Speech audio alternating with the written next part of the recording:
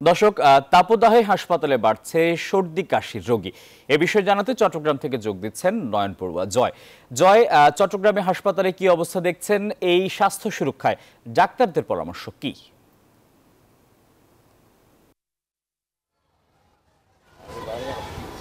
ধন্যবাদ আসিফ টিপু আপনাকে। আমি চট্টগ্রাম মেডিকেল বলতে যে চট্টগ্রাম বিভাগের সবচেয়ে বড় সরকারি মেডিকেল, যেহেতু বিভিন্ন প্রত্যন্ত অঞ্চল থেকে চট্টগ্রাম মেডিকেলে আসে। আপনি দেখতে পাচ্ছেন গরমের মধ্যে কিন্তু দেখা যাচ্ছে লোডশেডিং, মেডিকেলেও এখনও লোডশেডিং। তার কারণে হাত পাখা নিয়ে কিন্তু স্বজন যারা আছে, রুগীর পাশে যারা ভর্তি আছে এখানে আছে, তারাই কিন্তু আসলে হাহুতাশ করছেন। আমরা দেখছি এখানে সবচেয়ে বেশি শিশু যারা আছে তারাই এখানে ভর্তি আছে। আমার পাশে আছেন চট্টগ্রাম মেডিকেলের শিশু বিশেষজ্ঞ আছেন। আমি একটু কথা বলতে চাচ্ছি নাসিরউদ্দিনের সাথে, ডাক্তার নাসিরউদ্দিনের সাথে। তো মেডিকেলে রুগীর চাপ কেন এত বেশি বাড়ছে বলে মনে করছেন? আপনারা জানেন গত কয়েকদিন থেকে প্রচণ্ড রকম তাপদাহ, গরম পড়ছে। এই গরমে ডায়রিয়াজনিত রোগের সংখ্যা অনেক বেশি, রোগীর সংখ্যা বিশেষ করে শিশুদের। তাছাড়া আপনার শ্বাসযন্ত্রের প্রদাহ, নিউমোনিয়া, ব্রঙ্কিওলাইটিস, টনসিলাইটিস এই ধরনের রোগ অনেক বেশি। তাই আমাদের রোগীর চাপ প্রাইভেট মেডিকেল হাসপাতালগুলোতে এবং চট্টগ্রাম মেডিকেলগুলোতে রোগীর চাপ অনেক বেশি। পরামর্শটা কি? পরামর্শ হচ্ছে এই প্রচণ্ড গরমে একটু নিয়ম মেনে চলতে হবে। যেমন বাইরের কোনো খাওয়া দেওয়া যাবে না, যে খাওয়াগুলো খুব দ্রুত সংক্রামিত হয় ওই খাওয়াগুলো যদি খায় তাহলে ডায়রিয়া, ডিসেন্ট্রির প্রকোপ অনেক বেড়ে যায়। তারপর অযথা বাচ্চাকে বাইরে হইতে দেওয়া যাবে না। আর স্কুলে যাওয়ার সময় ছাতা দিতে হবে এবং একটু ঢিলেঢালা কাপড় পরবে, এবং সাথে পানির বাইরে কোনো যাওয়ার সময় বিশেষ করে শিশুদের ক্ষেত্রে পানির বোতল সাথে রাখতে হবে, যাতে পর্যাপ্ত পরিমাণে পানি পান করাতে পারে। অনেক ধন্যবাদ। আমরা এতক্ষণ ধরে কথা বলেছি চিকিৎসকদের সাথে, তারা যেমনটা বলছেন শিশুসহ বিভিন্ন বয়সের মানুষের একটু সচেতন হতে হবে, যেহেতু গরম বেশি, রোদের মধ্যে যদি বের না হয় তাহলে কিন্তু এই রোগ থেকে রেহাই পাওয়া সম্ভব বলে তিনি আমাদেরকে জানিয়েছেন। এই ছিল আমার এখানকার সর্বশেষ। ফিরে যাচ্ছি স্টুডিওতে আসিফ টিপুর কাছে। জয়, আপনাকে ধন্যবাদ। দর্শক, চট্টগ্রাম থেকে জানাচ্ছিলেন সহকর্মী নয়ন পড়ুয়া জয়। এদিকে তীব্র গরমে প্রভাব পড়ছে কৃষিতে, উৎপাদন ব্যাহত হতে পারে আম ও লিচু চাষে। বিস্তারিত জানাতে কুষ্টিয়া থেকে জাহিদুজ্জামান, রাজশাহী থেকে মতিউর মুর্তজা এবং দিনাজপুর থেকে যুক্ত আছেন ফখরুল হাসান পলাশ।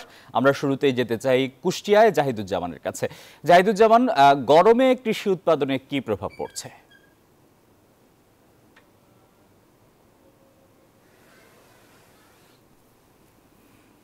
যে প্রভাবটি পড়ছে সেটি হচ্ছে এমনিতেই কুষ্টিয়া অঞ্চলে যে বৃহত্তম সেচ প্রকল্প জিকে সেচ প্রকল্প সেটি বন্ধ রয়েছে এই মৌসুমের পাম্প নষ্ট হওয়ার কারণে, এবং পদ্মা নদীতে পানি কম থাকার কারণে এটি কিন্তু বন্ধ রয়েছে। যে কারণে এবার কিন্তু এই দীর্ঘ অঞ্চলে যে বোরো ধানের চাষ হয় সেই বোরো ধানের চাষে কিন্তু কৃষকরা ঠিকমতো সেচ দিতে পারছেন না, এবং শুধুমাত্র বোরো ধান না, যে ধরনের ফসলই কৃষকরা করছেন তারা কিন্তু সেচ দিতে পারছেন না। একই সঙ্গে তারা নানা রকমের যে রোগবালাই, গরমজনিত যে রোগ, সেই গরমজনিত যে নানা রকমের রোগ কিন্তু কৃষিতে হচ্ছে, এবং সেগুলোরও প্রভাব পড়ছে টোটাল কৃষির উপর। একই সঙ্গে আমরা দেখেছি যে সাধারণ মানুষ তারা কিন্তু এই নলকূপেও পানি পাচ্ছেন না। সেচ দিয়ে নিচ থেকে যে পানি তুলে খরচ বেশি করে হলেও যে কৃষিতে কাজ করবেন সেটাও কিন্তু তারা পাচ্ছে না। আমি একজনের সঙ্গে একটু কথা বলবো, এই গরমে এবং সেচে কি কি সমস্যা হচ্ছে?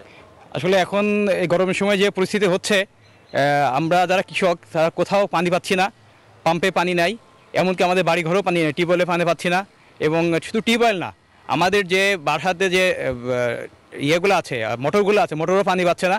সাধারণ জনগণ খুব কষ্টের মধ্যে আছে, বিভিন্ন জায়গা থেকে পানি, অনেক দূর থেকে পানি এনে ব্যবহার করা লাগতেছে ব্যক্তিগতভাবে। তো আমরা আসলে এখন খুবই কষ্টের ভিতরে আছি। শুনছিলেন কৃষকরা কিন্তু বলছেন যে কোনোভাবেই তারা কিন্তু এই পরিস্থিতির উত্তরণ ঘটাতে পারছেন না। এই খবর জানিয়ে আমি রাজশাহীতে চলে যাবো, মুর্তজার কাছে জানবো আমের মুকুলের কি অবস্থা এবং আমে এই গরমে কি প্রভাব পড়ছে। মুর্তজা।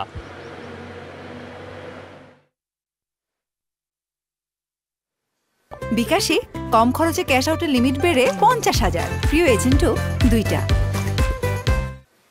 জাহিদুজ্জামান, আপনি যেমনটি বলছিলেন রাজশাহীতে এবছর এমনিতে আমের মুকুল অনেকটাই কম এবং এরপরে এই মাঝারি যে তাপপ্রবাহ চলছে এর ফলে কৃষকদের আশঙ্কা যে আম দ্রুত গাছ থেকে পড়ে যাচ্ছে এবং উৎপাদন লক্ষ্যমাত্রা একটি প্রভাব পড়ার শঙ্কা তৈরি হচ্ছে এবং সেটা নিয়ে কৃষকরা উদ্বিগ্ন। আমাদের সাথে আছেন বাংলাদেশ ফল গবেষণা কেন্দ্রের সাবেক মুখ্য বৈজ্ঞানিক কর্মকর্তা এবং আম গবেষক ডক্টর আলেম উদ্দিন। আমরা একটু তার কাছ থেকে শুনে নিতে চাই যে তাপপ্রবাহের ফলে আম উৎপাদনে কি ধরনের প্রভাব পড়বে এবং থেকে উত্তরণের উপায় কি?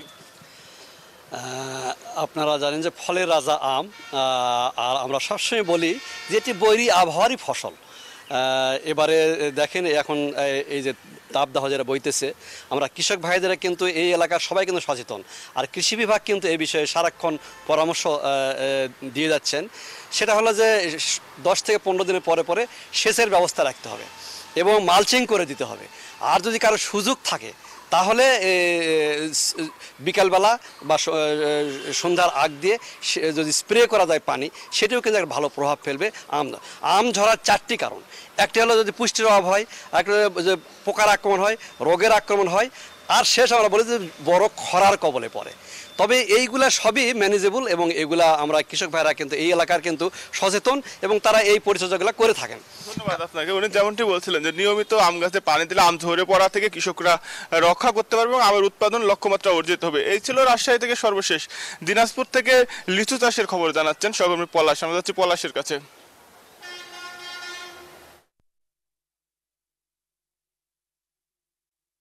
আপনি জানেন যে আসলে উত্তরবঙ্গের উপর দিয়ে কিন্তু মৃদু এবং তীব্র যে তাপদাহ সেটি কিন্তু বয়ে যাচ্ছে এবং আপনি জানেন যে আসলে এবার কিন্তু লিচুর যে মুকুল আমরা দেখেছি অনেকটাই কিন্তু বিপর্যয় এবং লিচুর মুকুল অনেকটাই কম এসেছে। তার উপরে কিন্তু আবার এই তাপদাহ, এটা আসলে কৃষকদের জন্য আসলে মরার উপর খাড়ার ঘা হয়ে দাঁড়িয়েছে। এবং আপনাকে যদি একটু সরাসরি একজনের সাথে কৃষি কর্মকর্তার সাথে কথা বলি যে আপনারা তো আসলে এবার বৈরী আবহাওয়ার মধ্যে দিয়ে যাচ্ছে চাষিরা, তো আপনারা কি সব পরামর্শ দিচ্ছেন তাদেরকে?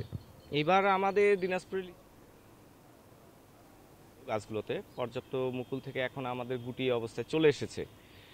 তাপদাহ যেটা বলছেন বা আমাদের বৈরী আবহাওয়ার কারণে কিছু ফল ঝরে যাচ্ছে, এটা স্বাভাবিক। কিন্তু আমাদের কৃষি বিভাগ কৃষককে আমরা কিন্তু নিবিড়ভাবে পরামর্শ প্রশিক্ষণ দিয়ে যাচ্ছি এবং বাগানগুলোতে আমরা